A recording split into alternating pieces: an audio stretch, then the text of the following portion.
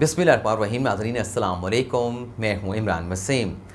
नाज़रीन, आज के प्रोग्राम में दो ब्रेकिंग न्यूज़ और दो बड़ी अहम ख़बरों की तफसीलात आप नाज़रीन के साथ शेयर करेंगे। नाज़रीन, आज की हमारी जो ब्रेकिंग न्यूज़ हैं उनकी हेडलाइंस, उनके टाइटल, चूँकि थंबनेल पे आप तमाम नाज़रीन पढ़ चुके हैं, तो आज की गुफ्तगू का आगाज़ करेंगे हम उन दो ख़बरों से जिसका थंबनेल पे किसी किस्म का ज़िक्र या तज़किरा मौजूद नहीं। इन दो ख़बरों में नाज़रीन, हमारी जो पहली ख़बर है वो साबिक़ वज़ीर आज़म इमरान ख़ान से मुतल्लिक़ है और मैं एक्सपेक्ट करता हूँ कि इस ख़बर की डिटेल से आप तमाम सुनने वाले, आप तमाम देखने वाले बहुत महज़ूज़ होंगे।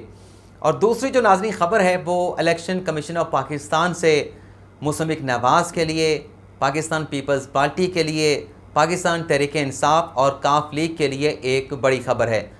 तो सबसे पहले जो ख़ान साहब से मुतल्लिक़ दिलचस्प ख़बर है उसकी तफसीलात आप नाज़रीन के साथ शेयर करते हैं।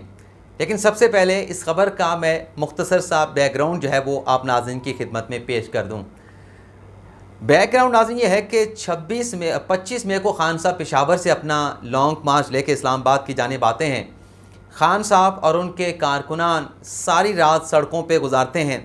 पीटीआई के जो सपोर्टर थे, जो वोटर थे, जो सिंपथाइज़र थे और जो ख़ान साहब के चाहने वाले थे, सारी रात वो रुकावटों का सामना करते रहे, शेलिंग का सामना करते रहे। जिस तरह से हम मीडिया पे देखते रहे कि कारकुनान जो है वो डी चौक जाना चाहते थे, लेकिन पुलिस की जानिब से उन्हें रोका गया, टीयर गैस का इस्तेमाल किया गया, लेकिन वो बड़े हौसलामंद दिखाई दिए और डी चौक से हटने के लिए तैयार नहीं थे। लेकिन फिर हमने देखा कि ख़ान साहब जो ऐलान करके आए थे कि हम इस्लामाबाद पहुंचेंगे, धरना देंगे और तब तक नहीं उठेंगे जब तक हमें नए इंतखाबात की तारीख़ या कौमी असम्बली को तहलील नहीं कर दिया जाता। लेकिन फिर वो होता है जिसका कोई इम्कान नज़र नहीं आ रहा था, जिसको कोई एक्सपेक्ट नहीं कर रहा था।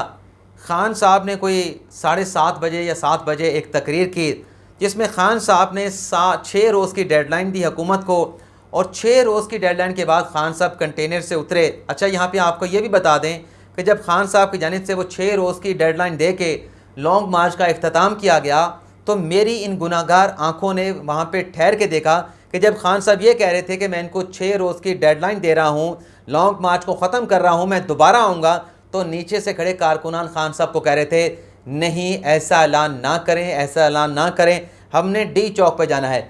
लेकिन बहरहाल ख़ान साहब ने ऐलान किया, ख़ान साहब कंटेनर से उतरे, वहाँ से गाड़ी से बैठे और अचानक से रवाना हो गए। तो लगता यूँ था कि गालिबन ख़ान साहब जो है वो बनी गाला गए हैं, लेकिन फिर पता चला ख़ान साहब बनी गाला नहीं बल्कि पेशावर रवाना हो चुके हैं और पेशावर के सीएम जो हाउस है वहाँ पे ख़ान साहब ने क़याम किया है। अच्छा, कोई पता नहीं चला कि ख़ान साहब सीएम हाउस पेशावर में क्यों क़याम कर रहे हैं, यहाँ पे बनी गाला में उनका बड़ा खूबसूरत घर है, बंगला है, वहाँ पे क्यों नहीं ठहरे। तो आज नाज़रीन इस खबर की तफसीलात इस तरीके से पता चली हैं, जो एक्चुअल जो खबर है जो आप नाज़रीन के लिए दिलचस्पी का बायस है वो भी आगे चल के आपके साथ हम शेयर करते हैं, वो पॉइंट भी शेयर करेंगे। आज नाज़रीन डेवलपमेंट ये हुई कि ख़ान साहब ने पेशावर हाई कोर्ट से 25 जून तक हिफाजती ज़मानत हासिल की और ये हिफाजती ज़मानत हासिल करने के बाद अदालत की जानिब से ख़ान साहब से कहा गया कि 25 जून तक आपको ये हिफाजती ज़मानत की सहूलत मैसर रहेगी, लेकिन फिर भी अगर आपका काम नहीं चलता तो आप इस अदालत वापस आ जाइएगा, आपकी ज़मानती जो हिफाजती ज़मानत है उसको मज़ीद एक्सटेंड कर दिया जाएगा। लेकिन आज अदालत ने ख़ान साहब से कहा कि आप अदालत के बाहर कोई मीडिया गुफ्तगू नहीं करेंगे। ख़ान साहब ने कोई गुफ्तगू नहीं की, ख़ान साहब ने अदालत की हाँ में हाँ मिलाई और फिर नाज़रीन ख़ान साहब चले जाते हैं शांगला में। शांगला में पीटीआई का जलसा होता है और ख़ान साहब नौजवानों के से जो एक वादा ले रहे होते हैं वो नाज़रीन बड़ा दिलचस्प था। यानी वो इनकलाबी लीडर जो ज़मानत हासिल करके शांगला के जलसे में पहुंचा था, जो इनकलाबी लीडर था, जो इस पेशावर हाई कोर्ट से ज़मानत हासिल करने के बाद ज़मानती लीडर बन गया। बहुत सारे दोस्त नाराज़ हो जाएंगे, उनसे मैं माफ़ी चाहता हूँ, लेकिन ये हकीकत है, ये फैक्चुअल पोजीशन है। तो ख़ान साहब नौजवानों से पूछ रहे थे कि आपको लॉन्ग मार्च में शरीक होने का किसी किस्म का कोई खौफ तो नहीं, आप डर तो नहीं रहे जब हम लॉन्ग मार्च लेके इस्लामाबाद जाएंगे। यानी ख़ान साहब खुद गिरफ्तारी से बचने के लिए ज़मानत ले रहे हैं, लेकिन जो उनके नौजवान पीटीआई के वोटर, सपोर्टर, सिंपथाइज़र वहाँ पर मौजूद थे उनसे पूछ रहे थे कि आपको गिरफ्तारी का कोई खौफ व ख़तरा तो नहीं। खुद ज़मानत लेके गए थे लेकिन नौजवानों से पूछ रहे थे कि आपने गिरफ़्तार अगर हो गए तो आपको गिरफ़्तारी का कोई ख़तरा या ख़दशा तो नहीं। तो नाज़रीन ये ख़बर की डिटेल भी आगे कंटिन्यू करते हैं। تو یہ لائٹ کا حال ہے. جب سے حکومت آئی ہے تو لوڈ شیڈنگ کا تو برا حال ہو گیا ہے. کہا گیا تھا کہ لوڈ شیڈنگ پہ کنٹرول کریں گے, لیکن فی الحال کوئی کنٹرول نظر نہیں آ رہا. یہ یو پی ایس چل رہا ہے. اچھا, اس کے بعد خان صاحب نے یہ بھی کہا کہ میں پرسوں اسلام آباد واپس روانہ ہو جاؤں گا. تو خان صاحب کا یہ بتانا کہ میں پرسوں اسلام آباد چلے جاؤں گا, یہ بتاتا ہے کہ خان صاحب پشاور کیوں گئے تھے. خان صاحب گرفتاری سے بچنے کے لیے پشاور میں موجود تھے. اب جو الیکشن کمیشن سے بڑی خبر ہے, جو حمزہ شہباز شریف کے لیے, پیپلز پارٹی کے لیے خوشخبری ہے, لیکن وہی خبر پی ٹی آئی اور کاف لیگ کے لیے بری خبر بھی ہے. ناظرین, جو 5 مخصوص نشستیں جن 25 منعرف ارکان کو الیکشن کمیشن نے ڈی سیٹ کیا, جس میں 5 جو ہے وہ مخصوص ارکان صوبائی اسمبلی, جس میں 3 خواتین سیٹ کی اور 2 منورٹی سیٹ کے ارکان صوبائی اسمبلی شامل تھے. پاکستان تحریک انصاف اور نون لیگ کے وکلاء نے آج الیکشن کمیشن میں دلائل دیے اور الیکشن کمیشن نے یہ فیصلہ سنا دیا ہے کہ 17 جولائی کو جو 20 نشستیں, ویسے تو 25 خالی ہوئیں, 5 تو مخصوص نشستوں کی تھی, تو جو 20 نشستوں پر الیکشن ہو رہا ہے, جب تک ان نشستوں پر کامیابی کا کوئی نوٹیفیکیشن نہیں ہو جاتا, نتائج سامنے نہیں آ جاتے, تب تک ان 5 مخصوص نشستوں کا جو نوٹیفیکیشن ہے وہ بھی جاری نہیں کیا جائے گا. اچھا, اس پر پی ٹی آئی نے کہا کہ ہم سپریم کورٹ سے رجوع کریں گے, اپیل دائر کریں گے, ہمارے ساتھ زیادتی ہوئی ہے, الیکشن کمیشن بتائے کہ کیوں 5 مخصوص نشستوں کے اوپر جو نوٹیفیکیشن ہے ہمارے ارکان کا کیوں نہیں جاری کیا جا رہا. تو میں ایک مختصر سا فارمولہ ایگزامپل ایک ناظرین کی خدمت میں پیش کروں گا, جس سے آپ کو سمجھ آ سکے کہ الیکشن کمیشن یہ نوٹیفیکیشن کیوں نہیں جاری کیا, اسے ضمنی الیکشن کے نتائج تک کیوں روک کے رکھا ہے. ناظرین, یوں سمجھ لیں کہ اگر یہ ایک مثال پیش کر رہا ہوں کہ 100 لوگ کامیاب ہوئے پی ٹی آئی کے 2018 کے انتخابات میں, اس میں ان 100 کی اسٹرینتھ کے اوپر الیکشن کمیشن نے 30 خواتین اور اقلیتوں کے جو امیدوار تھے انہیں کامیاب قرار دے دیا پی ٹی آئی کے ٹکٹ سے. یعنی 100 کے اوپر 30 جو ہے وہ پی ٹی آئی کی مخصوص نشستوں پر لوگ آ گئے. اب ناظرین, ہوا یہ ہے کہ ان 100 میں سے 20 جو ہے وہ ڈی سیٹ ہو گئے ہیں, لیکن 100 سے جب 20 کم ہو گئے تو اسٹرینتھ جو ہے وہ 80 بچ گئی. تو 80 کے اوپر جو مخصوص نشستیں ملنی تھی وہ 30 نہیں, وہ 25 ملنا تھی. لیکن پی ٹی آئی یہ کہہ رہی ہے کہ کیونکہ ہماری پہلے اسٹرینتھ 100 تھی تو ہمیں آپ نے 30 نشستیں دی تھیں, تو 25 لوگوں کو آپ نے ڈی سیٹ کر دیا, اس میں 5 ہمارے مخصوص نشستوں کے تھے, ان کا نوٹیفیکیشن جاری کر دیا جائے. لیکن الیکشن کمیشن نے فیصلے میں یہ کہا ہے کہ وہ جو آپ کو ریزرو سیٹیں ملی تھیں, جو 30 ہم نے آپ کو دی تھیں, وہ 100 کی اسٹرینتھ کے اوپر آپ کو الاٹ ہوئی تھیں. لیکن چونکہ اب آپ کے نمبر 100 سے کم ہو کے 80 ہو گئے ہیں, تو یہ جو آپ مخصوص نشستوں کا نوٹیفیکیشن جاری کرنے کا مطالبہ کر رہے ہیں, یہ تب جاری کیا جائے گا اور ان پارٹیوں کو جاری کیا جائے گا جن کے امیدوار 17 جولائی 2022 کے ضمنی انتخابات میں جیت کر آئیں گے.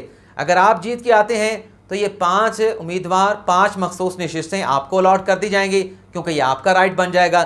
لیکن اگر ان سیٹوں کے اوپر پیپلز پارٹی جیت جاتی ہے, نون لیگ جیت جاتی ہے, کوئی اور سیاسی جماعت جیت جاتی ہے, تو پھر یہ مخصوص نشستیں آپ کو نہیں ملیں گی, یہ مخصوص نشستیں دوسروں کو ملے گی, کیونکہ کانسٹیٹیوشن کی یہی منشا ہے, یہی تقاضا ہے.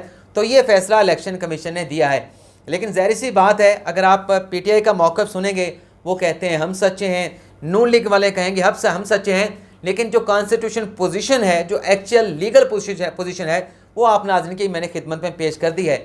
اور ناظرین, یہاں پہ آپ کو یہ بھی بتا دیں کہ اگر ان سیٹوں کے اوپر الیکشن کمیشن نوٹیفیکیشن جاری کر دیتا ہے اور پھر ضمنی الیکشن میں, یعنی اگر جاری کر دیتا اور ضمنی الیکشن میں یہ تمام سیٹیں حکمران اتحاد جیت جاتا, تو پھر ان 5 مخصوص نشستوں کا جو پھر حکمران اتحاد کی بننی تھی, انہیں ڈی سیٹ کرنا الیکشن کمیشن کے لیے مشکل ہو جاتا, کیونکہ ایک مرتبہ جس کی کامیابی کا نوٹیفیکیشن جاری ہو جائے, وہ نوٹیفیکیشن دوبارہ واپس لینا اتنا آسان نہیں ہوتا, بلکہ ناممکن ہو جاتا ہے. اب ہم بات کرتے ہیں آج کی بریکنگ نیوز کے حوالے سے. سب سے پہلے جو فائنل راؤنڈ میں معاملات داخل ہوئے ہیں, اس خبر کی ڈیٹیل آپ کے ساتھ ہم شیئر کر لیں. ناظرین, اسپیکر کی جانب سے پی ٹی آئی کے لوگوں کو مراسلے جاری کیے گئے کہ آپ آ کر اپنے استعفوں کی تصدیق کرائیں, لیکن پی ٹی آئی نے کہہ دیا کہ ہم نے استعفے دے دیے ہیں, سابق اسپیکر جو ہے وہ ایکسیپٹ کر کے گئے تھے, ہم تصدیق کے لیے نہیں جائیں گے. بلکہ یہ بھی کہا گیا پی ٹی آئی کی جانب سے کہ اگر ہمارے تمام استعفوں کو ایکسیپٹ نہیں کیا گیا, اس میں کوئی دراڑ ڈالے گئی, کچھ لوگوں کے ایکسیپٹ کیے گئے, کچھ لوگوں کے ایکسیپٹ نہیں کیے گئے, تو پھر ہم عدالت سے رجوع کریں گے. اچھا, مجھے اس کی بات نہیں سمجھ آتی, لیکن اب یہ پتہ چلا ہے کہ جو پی ٹی آئی نے ویریفیکیشن میں جانے سے انکار کیا ہے, حکومتی ذرائع ناظرین بتا رہے ہیں کہ اسپیکر صاحب کا جو فیصلہ ہے وہ حتمی ہے. انہوں نے کہا ہے کہ فائنل راؤنڈ شروع ہو چکا ہے, ویریفیکیشن کا عمل تو ہوگا, لیکن حکومتی ذرائع بتا رہے ہیں کہ اگر ویریفیکیشن کے لیے پی ٹی آئی کے لوگ نہیں آتے ہیں تو پھر ان کی ڈسکوالیفیکیشن ہو سکتی ہے. یعنی انہیں نوٹس جاری کیے جائیں گے, نوٹسز کی تعمیل کروائی جائے گی, اور ان نوٹسز کی تعمیل میں یہ ویریفیکیشن کے لیے نہیں آتے تو پھر انہیں ڈسکوالیفیکیشن کا سامنا کرنا پڑے گا. لیکن سورسز کی اس خبر کی تصدیق جو ہے وہ جو خواجہ آصف ہیں مسلم لیگ نواز کے سینئر رہنما, ان کی جانب سے بھی یہی بات کہی گئی ہے کہ اگر یہ ویریفیکیشن کے لیے نہ آئے تو پھر انہیں ڈسکوالیفیکیشن کا سامنا کرنا پڑے گا. لیکن ساتھ ہی خواجہ آصف نے یہ بھی کہا کہ جب ان کے خلاف ڈسکوالیفیکیشن کی کارروائی اسپیکر شروع کریں گے تو پھر یہ چھپنے کی کوشش کریں گے کہ ہمیں جو نوٹس بھیجا گیا ہے ویریفیکیشن کا وہ ہمیں موصول نہیں ہوا. تو اس بات کو انشور کرنے کی کوشش کی جائے گی کہ اس نوٹس کی آڑ میں کہ اس کی تعمیل ہوئی ہے تعمیل نہیں ہوئی, اس کی آڑ میں پی ٹی آئی کے لوگ جو ہے وہ چھپنے کی کوشش نہ کریں. ایک تو ناظرین یہ خبر آپ کے ساتھ ہم نے شیئر کرنی ہے. دوسری خبر ناظرین یہ ہے کہ آج سابق وزیر داخلہ خان صاحب کی وفاقی کابینہ کے بڑے وزیر اور ایک بڑے تگڑے وزیر, طاقتور وزیر ندیم ملک کے ساتھ پروگرام میں موجود تھے. ملک صاحب نے ان سے یہ پوچھا کہ یہ جو سوشل میڈیا پہ اور جلسوں میں پاک فوج کی تذلیل کی جاتی ہے اس پر آپ کیا کہتے ہیں. تو شیخ صاحب نے کہا کہ پاک فوج عظیم فوج ہے, اس کی بالکل تذلیل نہیں ہونی چاہیے, اور جو لوگ بھی پاک فوج کی تذلیل کرتے ہیں وہ جہاں پر بھی ہیں سوشل میڈیا پہ ہیں ان سب کو جیل میں ڈال دیا جائے, انہیں فوری جیل میں ڈالا جائے. اچھا پھر ندیم ملک صاحب نے پوچھا کہ آج خان صاحب نے شانگلہ میں خطاب کیا, وہاں پہ خان صاحب نے یہ سب کچھ فوج سے متعلق کہا, نیوٹرل کا نام لے کے کہا, تو آپ کیا خان صاحب سے متعلق بھی کہتے ہیں؟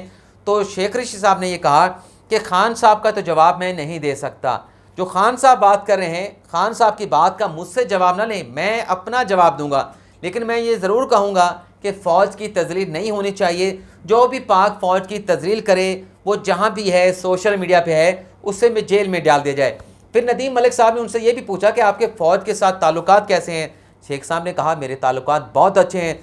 ندیم ملک صاحب نے کہا تو پھر یہ جو ایک تناؤ نظر آ رہا ہے پی ٹی آئی اور اسٹیبلشمنٹ کے درمیان, اس تناؤ کو آپ کیوں ختم نہیں کراتے؟ تو شیخ صاحب نے کہا کہ میرا جتنا کام ہے میں اتنا کروں گا, مجھے کوئی ذمہ داری نہیں دی, میرے تعلقات ہیں لیکن میں اس گیپ کو برج کرنے کی کوشش نہیں کروں گا, خود سے کوئی ایسا کام نہیں کروں گا کہ خان صاحب بھی مجھ پہ شک کریں اور ادھر والے یعنی اسٹیبلشمنٹ والے بھی مجھ پہ شک کریں, تو میں کوئی کام نہیں کروں گا. مجھ سے کہا جائے گا تو میں اسٹیبلشمنٹ اور عمران خان کے درمیان پیچ اپ کروانے کی کوشش کروں گا. فوج عظیم فوج ہے, میرے اس کے ساتھ تعلقات رہے ہیں, میرے اس کے ساتھ تعلقات ہیں اور میرے ان کے ساتھ تعلقات رہیں گے. یہ خان صاحب نے اعلان کیا ہے. یعنی خان صاحب کا فوج سے متعلق اوپینین یہ ہے شیخ رشید کا کہ فوج کے خلاف جو بھی بات کرے اسے جیل میں ڈال دیں, اس میں کسی قسم کی رعایت نہیں ہونی چاہیے. خان صاحب کو ڈالیں, خان صاحب کے ساتھ جتنے شریک جرم ہے سب کو جیل میں ڈال دیا جائے. یہ ناظرین شیخ رشید صاحب کا موقف ہے. خان صاحب کی وفاقی کابینہ کے سابق وفاقی کابینہ کے سابق وزیر داخلہ کا موقف ہے کہ جو بھی فوج کے خلاف بات کرے اسے فوری طور پہ جیل میں ڈال دیا جائے, جو بھی اس جرم میں شریک کار ہے. تو یہ ناظرین آج کی ہماری خبریں. اجازت چاہتے ہیں. اللہ تعالیٰ آپ کا حامی ناصر ہو. دعا میں یاد رکھیے گا. اللہ حافظ.